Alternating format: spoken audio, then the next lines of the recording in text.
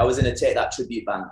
Oh my goodness. Yeah. You know I'm friends with Gary, right? So you never lose fat cells. I think people don't understand is that when you lose body fat, you just shrink them. It's like bubble wrap. You just pop the bubble.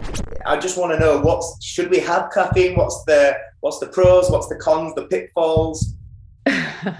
Everything goes tits up, and all the doctor could say to me was, "Oh, I think you should take these antidepressants." He gave me like a course of fluoxetine and just said, "That'll make you feel better, and then you can just go and eat a bit more." And that was how it was dealt with. Carbs carry protein through our brain because protein can't get up to our brain to do what it needs to do. I hated physics at school and chemistry, and now look at me, I'm a fully fledged scientist. So it wasn't. I'm really passionate about these topics because I just feel that we're all led down a kind of blind path, aren't we? So, like, if we went out as a family on a family meal, it was always like, "You're coming back to ours for a coffee." And yeah. like, now I'm like, oh my God.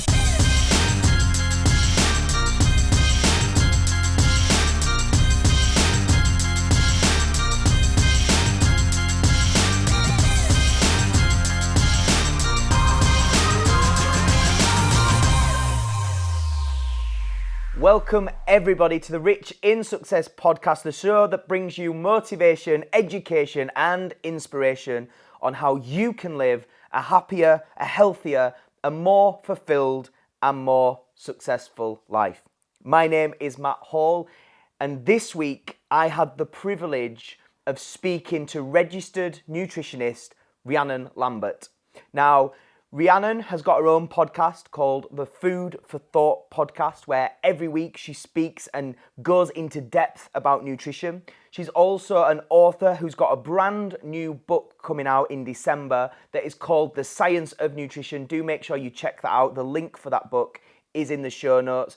And Rhiannon has built an incredible brand and indeed her clinic helping people every single week with their diet and nutrition issues.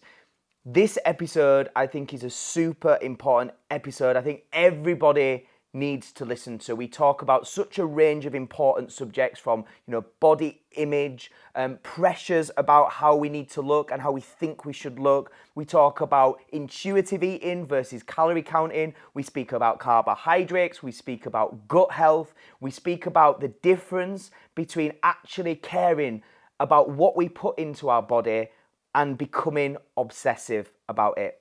I think this is going to be a super important episode. I want to say thank you as always for being here. Please enjoy episode 152 of the Rich in Success podcast. This is Optimize Your Health and Happiness with registered nutritionist Rhiannon Lambert.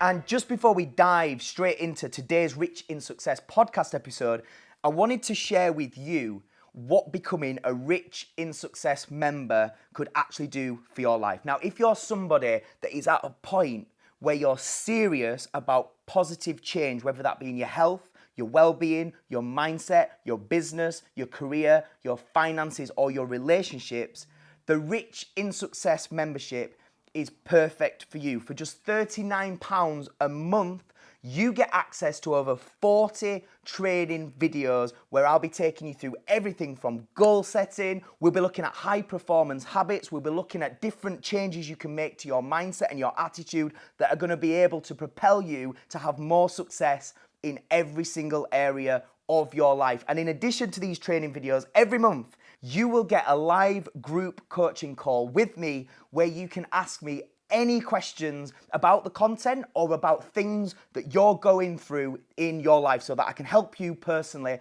as your coach. And as well as that, there will be exclusive bonus interviews with experts in a variety of fields. I'm bringing together the best minds, the best experts from all around the world to give you access to the very best content to help you move forward in your life. All this for just £39 a month, reoccurring subscription that you can cancel at any time. To become a Rich in Success member today, please click the link below or head on over to richinsuccess.com where you can sign up there, and I will look forward to seeing you in the exclusive members area very soon.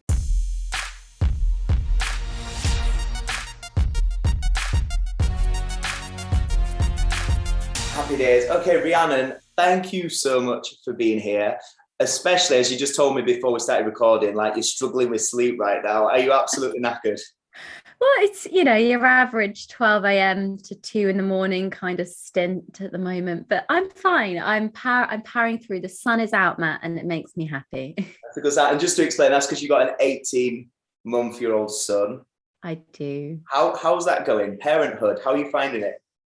Oh gosh, I think it's the hardest thing in the world, just being straight up, but also the most rewarding. So it's like this ultimate combination in life of the pros and cons all merged into one. But yeah, he's my entire world. So it's amazing. Even when they wake up after keeping you up all night, they're grinning, they're smiling and so happy to see you. You're like, you cheeky little monster. Yeah. I can't even be angry at you. Yeah. No. I love it. Okay, well, obviously, there's so many questions I want to ask you about nutrition, because I know for so many people, it's such a complicated area. And I think right now as well, with how accessible information is online, there's so many conflicting messages. And I just hope that, like, the biggest aim for me for this chat is just to try and do a bit of myth busting, get a bit of clarity from someone who really knows what she's talking about. And hopefully just really help people. Before we kind of dive into all that though, I was really interested to know that your background was singing. And that's how it started for you. You as a classical singer, you was signed by record labels at a very young age. What was that journey and how did you find your way into nutrition?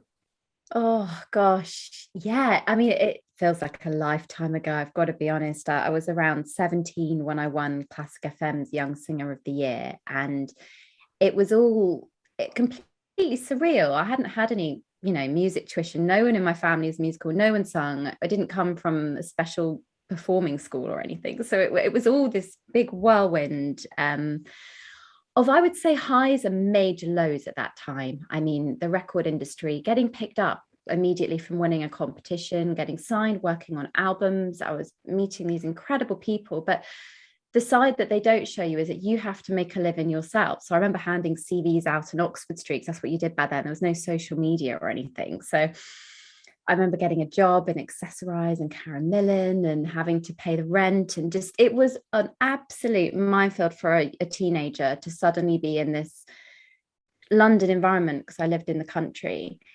But I guess that food just wasn't even on the agenda. It wasn't even something that I'd even thought about until I became a singer, because it impacts your voice, what you choose to eat before you sing. And then body image was huge. I think that subliminally and equally spoken of to me at the time, body image was placed as like the pinnacle of if you're going to make it or not. You can have the voice and you've got to find your style and your sound, but if you don't look the part, you can kind of forget it. That was the attitude. I kind of think as well, that's just made me think, because my background was performing, and I feel like probably social media is a big part of it again. The world has changed so much. I sometimes think back to some of those classes as a child, and I think I cannot imagine people saying that to any child today, like drama teachers that were like, you'll never get roles looking that fat. And it was just like that simple. And it's like, wow. Yeah. And I think, like, I was 10 years old and things like that. I mean, how did you find that pressure at such a young age? I mean, you say young age, and I guess I was a teenager. I didn't have the younger, the previous experience. So I guess originally I didn't realize how it was impacting my relationship with my body and food, because I thought, well, this is the done thing. This is what I need to harden up. I kind of had this attitude of, I need to toughen up, because if I don't, everyone just keeps telling you. My singing teacher was constantly saying, Rhiannon, hips aren't good, you've got to eat in XYZ way, and this is how it's got to be. If you're going to be the next Catherine Jenkins, you've got to look. It was, looking back, really toxic the way they speak to you. But you're right, it wouldn't happen today. You've got loads of body representation in different shapes and sizes today that you can see, whereas we just had magazines and CDs of static images that have been majorly airbrushed. Yeah. And I guess the way that it was spoken about was purely business. It is not personal, this is not emotional. And like you said, you have this feeling of, I've just got to toughen up, because if I want to make it, this is what's required. Basically, fuck my mental health, fuck my emotional health, just either get toughen up or not. Yeah, it was like that. It was, I was eating porridge for dinner because I was practically had no money, I remember, and I was wasting away, but I didn't know, because you didn't have anybody. And I remember going to the doctor. This was one big turning moment for me, and saying, I think there's something wrong. I remember asking for help, saying, I don't feel right. I'm in this industry, and there were so many, as there are so many lows, there are so many no's. There are so many people that will like your record, that won't like your record. The timing changes, the economy crashes, record labels change, everything goes tits up. And all the doctor could say to me was, oh, I think you should take these antidepressants. He gave me like a course of fluoxetine and just said, that'll make you feel better, and you can just go and eat a bit more. And that was how it was dealt with back then. And it was only when I'd reached breaking point where it wasn't making me happy, and I was starting to lose the love of the career that I thought I'd always wanted. And I saw my mates studying at uni. It's that kind of age, 18 to 21ish, where people are off doing their thing, exploring, their training, they've got a purpose, haven't they? And I was just living in limbo land. So I thought, well, I'm going to enroll at uni. And in London, I enrolled in Roehampton and did nutrition. And that was the turning point. That's how I got into nutrition. I never dreamed that it would lead me to where I am now at all. I was the underdog, Matt. I mean, I'd never done science properly at school. I just thought, I'm going to sing. I hadn't really invested in chemistry or physics. I hated physics at school and chemistry. And now look at me, I'm a fully fledged scientist. So it wasn't just like... What was that like, though, that transition then from being in the arts, performer, to now it being very intellectual? Yeah, it's I have to say it's been a journey, and I will never say I'm the best nutritionist out there. I just think I'm able to communicate things, and that's the skill that I think that performing gave me. When I went to university, it was really clear that in the academic world there isn't much crossover between creative and academia. They're so separate, poles apart. And I would cry after all these classes. Biochemistry, I'd leave. I remember calling my dad, being like, there's no way I can do this. I'm not cut out for this. These 18-year-olds are so brainy. They're so smart. And they were putting their hands up. And I was the older one on the course at 21 when I enrolled.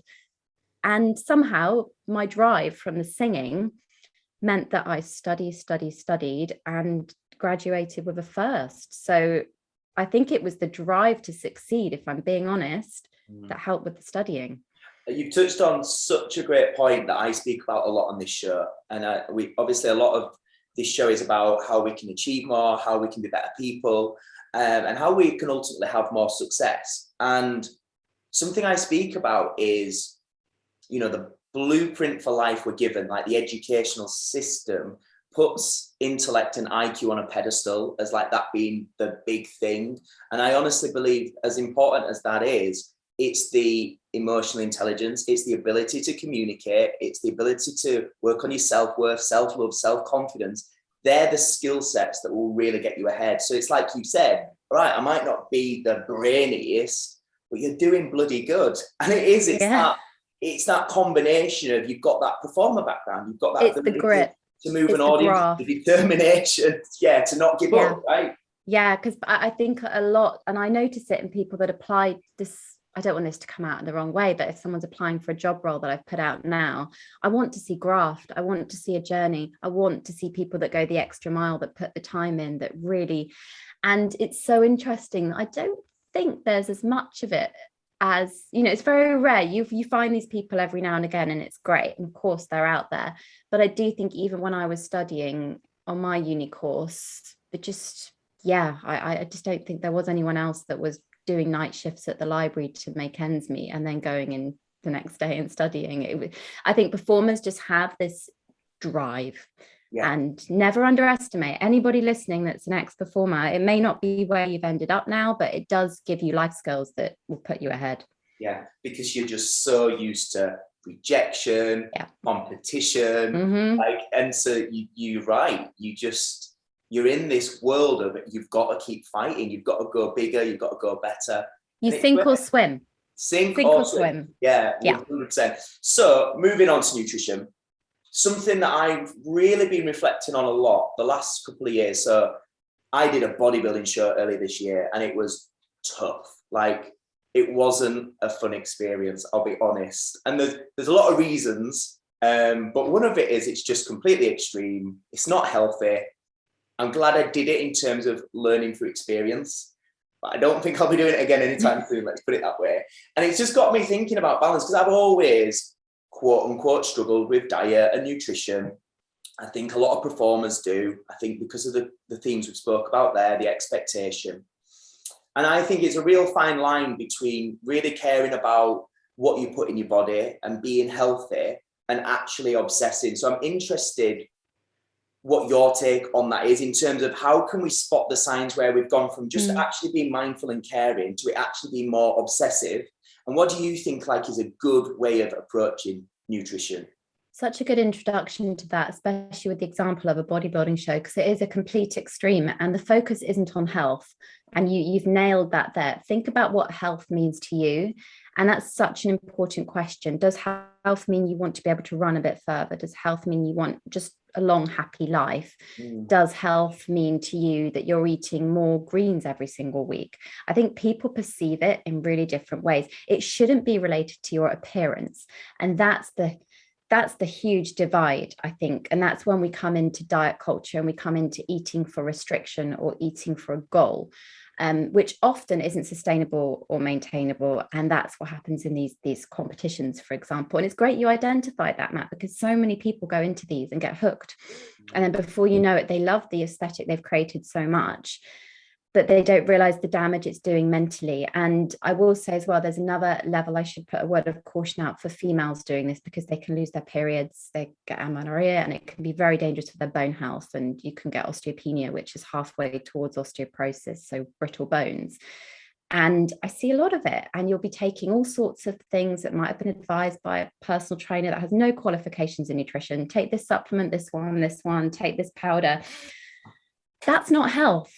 And that's the distinction. That's how you know. If you really sit down and question your motives behind the way you're eating and the way you're living, that's how you'll know, I think, to answer the question. But it's letting go of the body goal, which is the hardest thing, because often weight, especially in the medical system, in the NHS, in the Western medicalized world, we see weight as a defining factor of health. Your BMI, what's your body mass index? Where do you fall? Oh, that means you're at higher risk of type 2 diabetes or cardiovascular disease. Whereas actually you could be that way to be perfectly healthy and never be predisposed to that. So it's just a cutoff. It's a bar. And then there's the other end where we get the psychological implications, where we can get disordered eating and eating disorders. And often it's like a switch. All it takes is one extreme diet to trigger an eating disorder. And in these types of competitions and any restricted diets anybody's doing, that could potentially flip the switch on for you if you're biologically that way inclined or it's in your genes. And then it becomes obsessive. And if all you can think about is your shape, your weight, and planning your meals ahead, that's a warning. Well, it's interesting you say that. That's literally what happened to me. So I developed, I guess, what you consider an eating disorder, in the sense that I was having check-ins all the time with my coach, but I was craving, even I'm not really a person that's bothered about desserts and chocolate and things, but I was craving all these sugars. So I would literally binge it all, eat as much as I could, I couldn't eat enough, make myself feel shit, and then think I've got 6 hours until my next check-in, and I'd throw it back up. And it probably happened about 7 or 8 times. I kind of knew in my mind that this wasn't something I would be doing after the show, but it was that pressure of preparing for it and the check-ins in your underpants every day. It's also the fact that you were so restricted of energy that you can't override. It's nothing to do with willpower. And this is a big confusion when we get overeating or bulimia, binge eating disorders, is that it's not to do with willpower. It's that your body, your cells are crying out for energy. The fastest form of energy is sugar, is carbohydrates. There's a reason you don't crave broccoli. You crave, you crave all these other types of foods that you said you never had a problem with before, but it changed what you're suddenly going to cry out for. And equally, the problem with bulimia or binge purging, it's really dangerous because you're absorbing the energy anyway the minute it touches the tongue, which sends off signals in your brain, which causes a whole biological reaction in your stomach and your digestive system before you've even swallowed the food. And it can cause immense pressure on the heart and damage. So it's great that you're brave enough to share that, because I think a lot of people listening, you can seek help. And actually the highest recovery rate from eating disorders is from bulimia. So it's definitely possible. 100%. And actually, and everybody's journey is different, obviously. But my journey, what's interesting is what you said, it's about like that balance between mental health and physical health. And I feel like off the back, I'm not saying this is the right approach to take by any means, but off the back of doing something so extreme, for the first time in my life, my value system has changed, that I no longer crave a six pack or aspire to have that physical look. And it's because I've realized how miserable it is when you focus on a physical goal, that for the first time in my life, I'm like, oh, I get it. So all those images were being shown on Instagram and on TV and stuff that so many of us aspire to look like. The first time I do not envy them at all. I'm like, you poor bastards. Like, I know life of restriction. Correct. Low calorie restriction and such low body fat that it's not sustainable. And when your fat cells, so you never lose fat cells. I think people don't understand, is that when you lose body fat, you just shrink them. It's like bubble wrap. You just pop the bubble. And what you do when you've popped it is that when you start to eat again, it fills up at like lightning speed, double the time, and it can divide the cell into two. And then you create even more fat cells. And this is when we get this yo-yo kind of thing going on. And these people that have to maintain this low body fat percentage, it can be really damaging to their endocrinology system, so their hormones. It's crazy. And I wish we were all told this, because it makes sense, doesn't it, when you explain it? Yeah, absolutely. And that's exactly what happened to me. Straight after the show, I literally put on so much weight so quickly, and I wasn't really eating crazy. I was just eating a normal diet. Yeah. And that's the repercussions of it. So obviously food, as many of us know, food is fuel. It is a resource that helps us get energy, which obviously then means we have a better mood, which means we can feel better. I'm just wondering, what would you say are some of the best tips around if people want to improve mood, if they want to have more energy and they're not sure how to get that from food? What would be kind of your go-to tips? Go-to tips, first of all, is going to be, don't forget water as well as food. Water affects concentration, it affects your mood. I think people underestimate that it can affect your performance, how you perceive everything in the world. So it's not just about being physically dehydrated, it's about your mental health with water. The second would be balanced meals. Sorry to cut you off. Yes. Is there like recommendations around hydration? Like how much should we be having and things like that? Yes, we've got when you look at public health guidelines for how much we should be having, take a pinch of salt, because you are unique and, not everyone is this one size or shape that fits all. But 1.5 litres is the minimum required to be healthy a day. So all the targets that are out there, even if, let's say, vitamin C is 40 milligrams a day, that's the minimum amount to keep you free from disease. So yeah, you probably want to be having more than that if you're active and you're walking around, or if you're like me, you're chasing after a toddler, or you've been to the gym, or you're going into town for work, you need a lot more.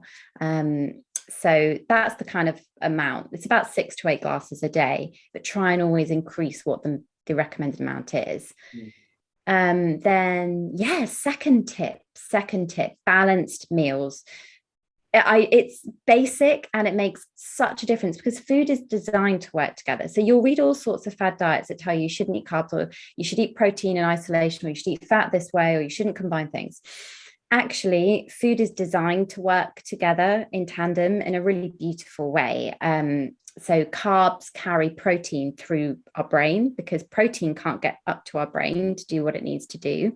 So it needs a carb carrier to push it through, which makes a difference in our serotonin production, which is our happy hormone, which leads to melatonin, which is our sleep hormone, which helps us sleep better. So if you've got carbs and protein with a bit of healthy fat to absorb the vitamins and minerals at each meal, perfect mood boosting meal. I mean, that's everything, right? That's That's what's a classic, like rice and beans and veg, or chicken and potato and veg. You know, you're looking at all these dishes and you might have a bit of gravy where your healthy fats are coming in. You might sprinkle some seeds, or you have a bit of olive oil that you've cooked with. Classic meals. It kind of goes against what so many are saying. It's like only eat carbs on high activity, and then don't be having carbs before bed and all this. And it's kind of like what you're saying, it's a good, healthy balance. Yeah, it's absolute nonsense. And what's so interesting with the carbohydrate thing is a lot of it's down to fiber. It's the biggest source of fiber in the UK for so many people.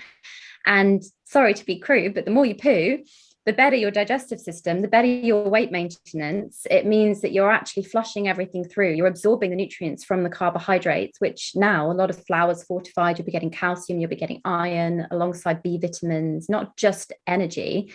And then you're excreting it. So you're not absorbing all of the energy sometimes in the food. Like calories on, let me take an example, on a pack of almonds. Nuts, high fat food, people fear them, must have them in tiny amounts. 100 calories of almonds, you may only actually absorb 70 calories of almonds, because a lot of that's fiber and fat, which you just poo out. Yeah. So calories are wrong.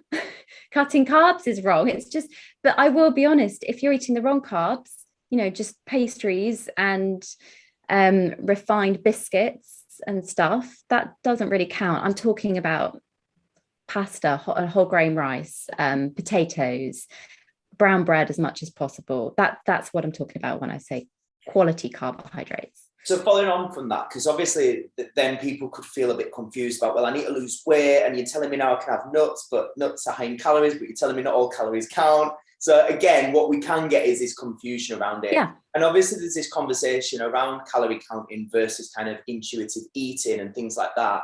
If someone's maybe kind of quite new to this whole journey of actually looking at their diet and looking at nutrition, and they maybe want to lose a bit of body fat, but they don't want to do anything extreme. They just want to be healthy, and healthy means they feel good and they're not, you know, they've not got a lot of body fat unnecessarily. What would be your view on what they should be looking to do when we're talking about intuitive eating and things like that? So we've got to separate the two concepts. So first, there's the calories and the weight loss thing. Of course, energy and energy out will play a role, but it's the type of energy you consume. So we can't be naive and think that you can just eat within your calorie requirements every day, just chocolate bars, pastries, and, you know, the stereotypically unhealthier items. They have a place, but not that much. What a shame. What a shame we got. Really disappointed me today. I know. It's one of those things. Sorry about that one. But the intuitive eating is a different movement, which is about letting go of the concept of weight altogether. It's more for people, I would say, that have a history of fad diets, that have been through the mill, being up and down, yo-yoing. They're fed up with diet culture, which is messaging subliminally everywhere that there's one size or shape we should be. It's like the food police rules in your head. So if you were to open your fridge and you're making a decision for lunch, but the first thing that pops into your head is, oh, I can't have that today. You know, the inner critic, the voice we've got, because that means I'll gain weight, or that's naughty, I shouldn't be doing that. Intuitive eating's for you, because it's about starting to question that inner voice and to let go of these rules that we have around food that we stem from childhood, that we build our entire lives. For you and I, it'll be in the music industry, things that we were told, you can't eat after this time, especially late in the evening. And they're rules that are ingrained that we need to let go of. So they're different concepts completely, whether you want to just focus on moving forward with your life and saying goodbye. And then once you've nailed intuitive eating, there's no reason why in a few years' time or a month's time, you go back down the weight loss journey once you've got a healthier relationship with your body and food. This takes time. This is the misconception, is that learning about you and how you eat and what's going to work for you takes a long time. It's not an overnight journey or a few sessions with a nutritionist in clinic. This is a journey. I love that. There's a few things you said, like one is the time element.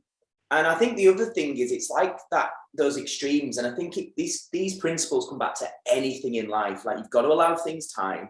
And at any extreme, at any end of extremes is not where the answer lies. It's about somewhere in the middle, you know, kind of finding your feet between looking at calories, getting more familiar with them. Maybe counting's going to serve you to a certain level, but then it's looking at the intuitive eating side and actually, like you say, questioning those voices in your head. And I think that's a really important message for anybody listening, is if you're doing anything at any extreme level, you're not going to find the answer, because it's not sustainable. It's not good for long-term health, right? No, exactly. And this is why in my new book, so the book I'm releasing in December called The Science of Nutrition, it's like a Q&A format. So it covers every single question you could possibly ask about nutrition to break it down, because calories are 120 years old. We are using our methods today in society on something that was created 120 years ago. Like that's just, it's mental if you think about it, how we have such a lack of understanding. And that's what I wanted this book to do, was for people, like you've just said, that are confused, that just don't understand, should I be fasting even? Should I be following keto or all these calorie concepts? Do I need to exercise to lose weight?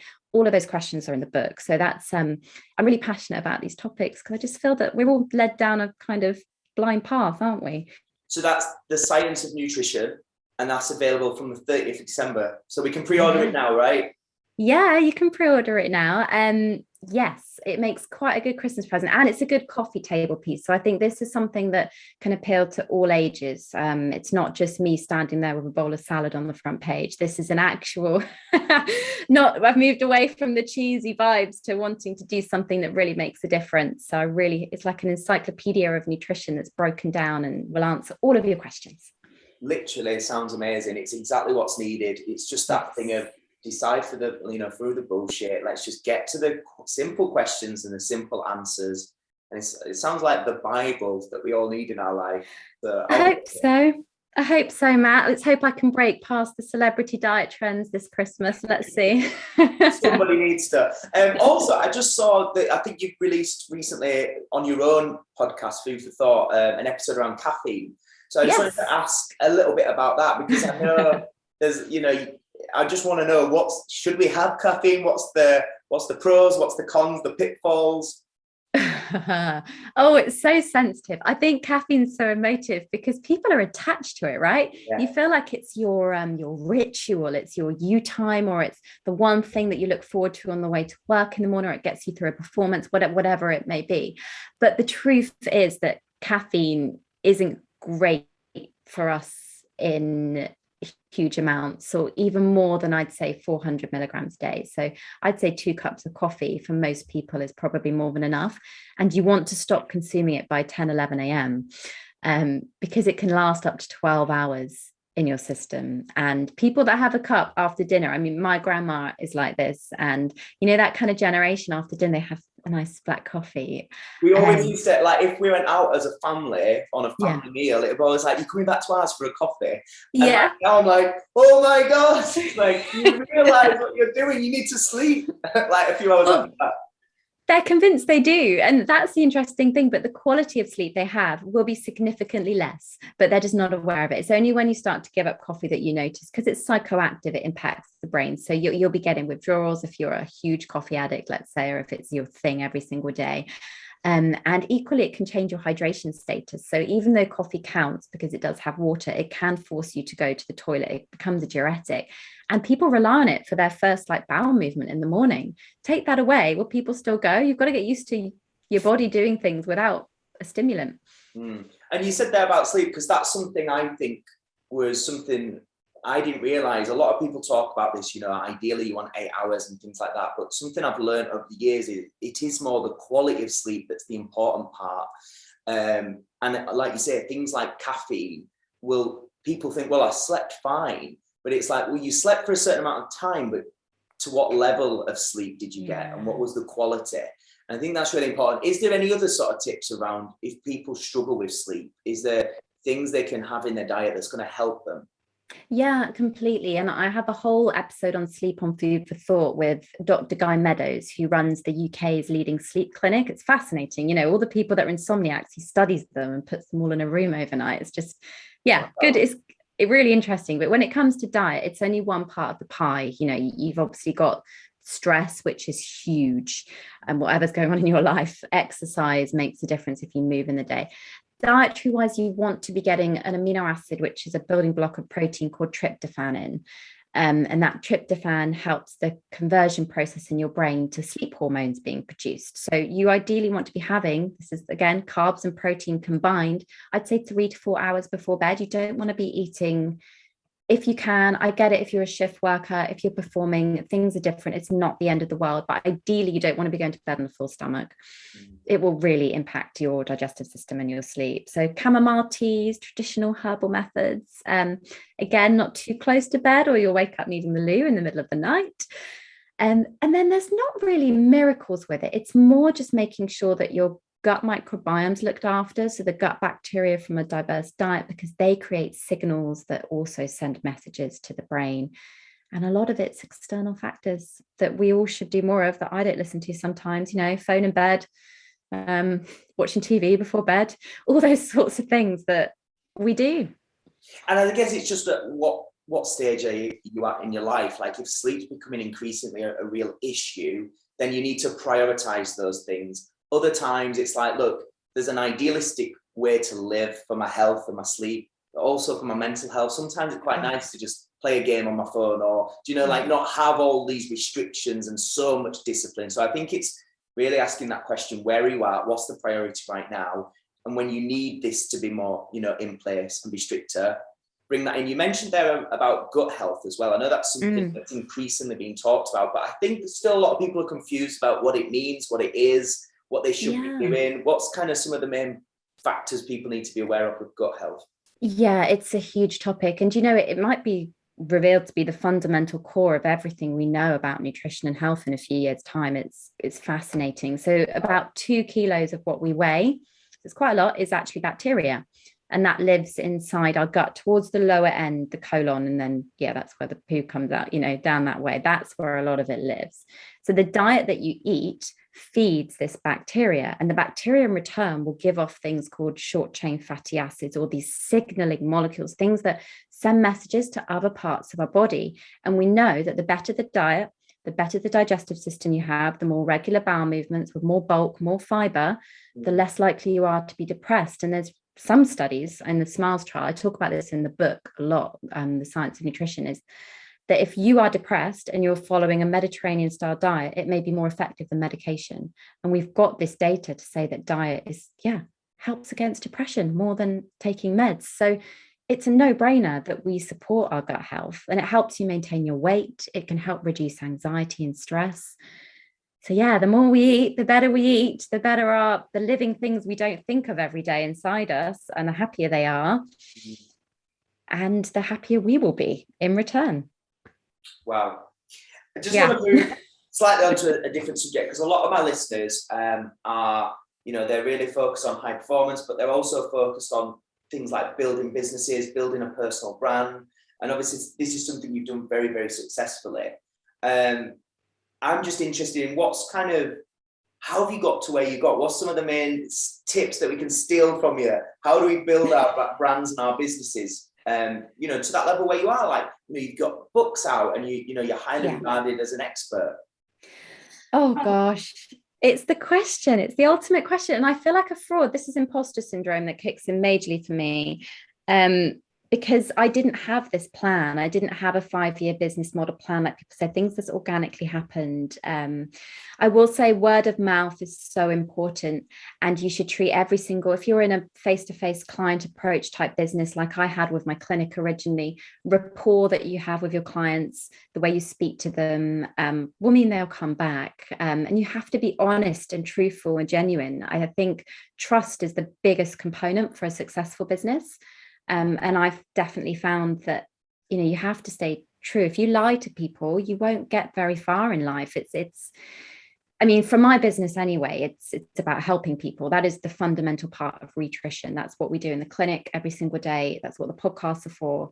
And even on social media played a huge role with growing my platform. And I wish I was more tech savvy. Honestly, I'm not one of those creators I get by just giving information. And all the time, if I'm accepting brand deals or work, I think, is this actually going to benefit anybody? If it doesn't, I turn it down.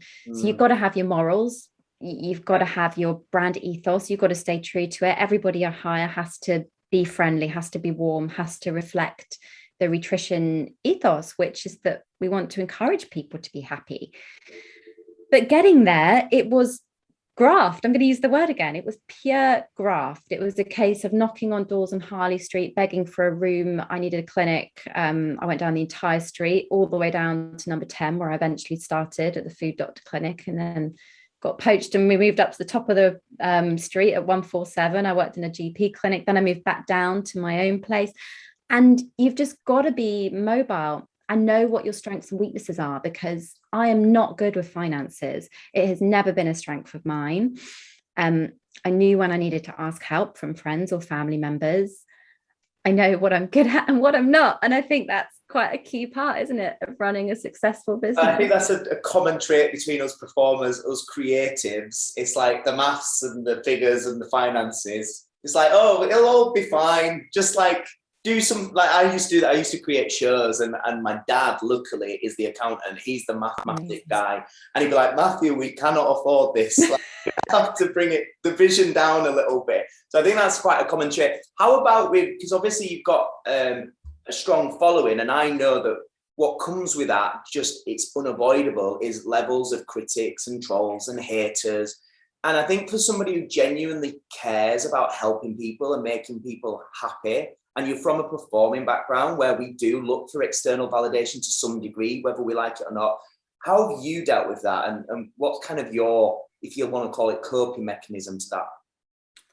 Oh, it's hard. I've got to be honest. I think since becoming a parent, it's been worse. I think before having my son, I was able to cope with it better. If I talked about it with a friend or somebody, I could release it. If you keep it bottled up, that's the worst thing you can do. Even if it's just a fleeting conversation, then you can laugh about the comments, or you know that at the end of the day, people that have time to write something not very nice to someone else is obviously not happy themselves. I think everybody knows that.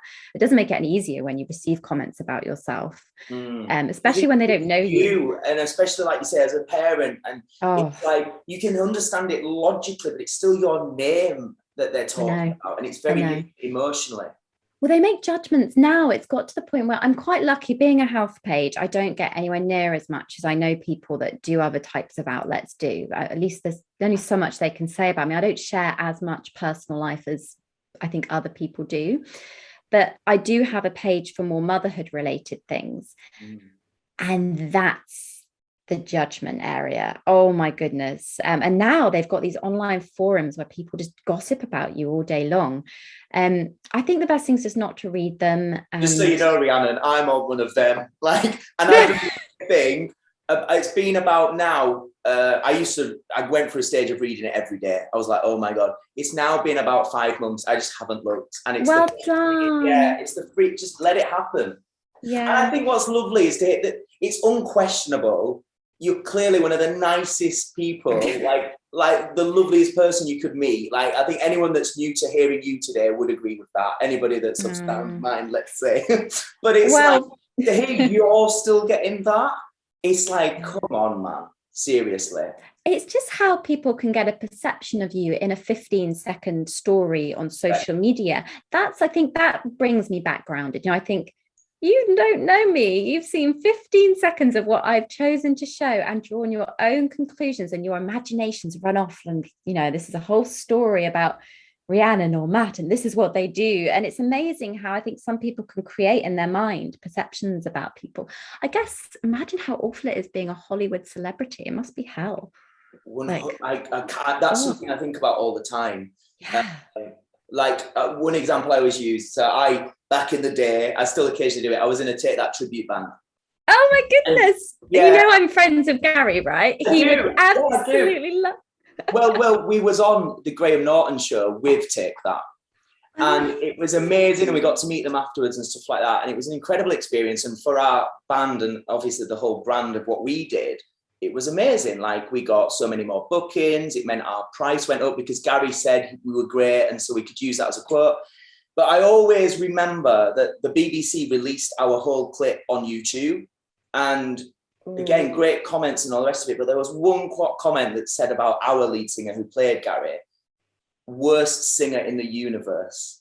So not like the world or whatever, like the universe, right? And obviously that's the comment we all hone in on. And that comment alone had hundreds of likes agreeing with that comment. And it's like, what I learned that day is I thought, well, how must it be to actually be Gary Barlow? If that's what a tribute act gets, do you know? And I think that gave me a real perspective sort of shift. And I went, as you move through the levels, you know, however you want to grow your brand, you're gonna get this. It will always be part of the parcel. And I think that's where having the right support, having the right team, focusing on mental health and personal development and things like that is crucial. And again, it's just great to hear. It's not great to hear that you've had shit.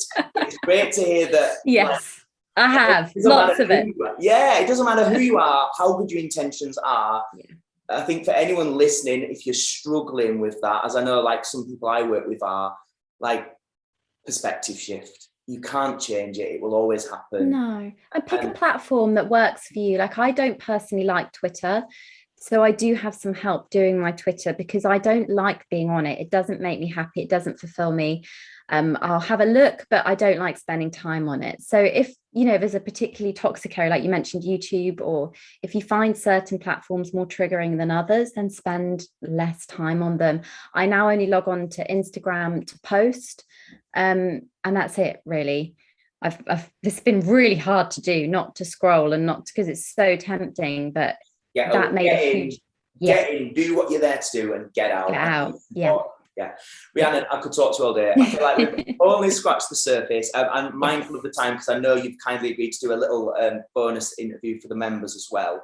But if people want the full information, they need to get the book. So that is The Science of Nutrition. It's available in December. Pre-order now, right? Also, before we finish, if people want to check you out, where are the best places they can find you online? Probably easiest. So at Rhitrition is RHITRITION. It's like Rhiannon merged with the word nutrition, but they're my social handles on Instagram, Facebook, Twitter, and the website rhitrition.com. And if you want to learn about the clinic, if you feel like you're struggling or you need some support, that would be the website to go to. Amazing. Just before we finish, the question I like to ask all my guests is, what is your definition of success? Happiness. It's just so cheesy, but I've never really been financially driven. I get that may be one for people, but I think if you're able to experience happiness, because it's not a constant state, it comes and goes. If you're able to acknowledge that, then I think that's kind of, that's what I see as success anyway. Beautiful. Rhiannon, thank you so much. Thank you. Okay, there we go. I really, really appreciate you being here and listening to this episode. I want to say a massive thank you to Rhiannon. And I also want to say, if you genuinely found this a valuable episode to listen to, please could you do me a favor? I keep on saying my mission and vision is to be able to help people on a wider scale live happier, healthier, more successful and more fulfilling lives. But I cannot do this alone. I am only one person, so I need some help. And it would mean the world to me if you could help me to help others by just doing something really simple, such as sharing this episode, maybe dropping it in someone's inbox, sticking it on your Instagram story, telling people to listen. It would be greatly, greatly appreciated. But that is not all. Rhiannon very, very kindly agreed to do an exclusive members-only interview. She's diving into her main tips around how we can have winter wellness. So right now, obviously, as we know, in winter, a lot of people generally get illnesses, we get colds, we get all kind of different things going on in the winter. So she's going through her main tips to help us stay healthy and stay on top of our game throughout the winter months. If you want to hear that, all you've got to do is pick up your Rich in Success membership subscription today for the trial month price of just £19. That gives you access to all the things the membership has and also this exclusive interview with Rhiannon Lambert. If you've enjoyed today's interview, here is a little sneak preview of what else Rhiannon and I discussed. It's like food first, isn't it? Like protein and everything. People are so fixated on the latest products and supplements, obviously because they're marketed to us to look like the new thing we need. But actually, you really want to be getting everything from your food as much as The possible. supplement industry is a minefield, and there are only a few that legit people will need. Like, So there you go. Just head on over to richinsuccess.com or click the link in the bio below to become a member and unlock that exclusive members only interview. I also want to say, if you are interested in getting Rhiannon's book, we've put the pre-order link in the show notes as well. Check that out. It sounds fantastic, and I, for one, I'm going to be pre-ordering it. And I just want to say thank you so much for listening to this episode of Rich in Success, and I hope you'll join me next week, where I will be joined by high-performance mindset coach Jamil Qureshi on next week's podcast episode. But until then, thank you for listening, and I will see you next time as the journey of personal development and self-discovery continues. Bye for now.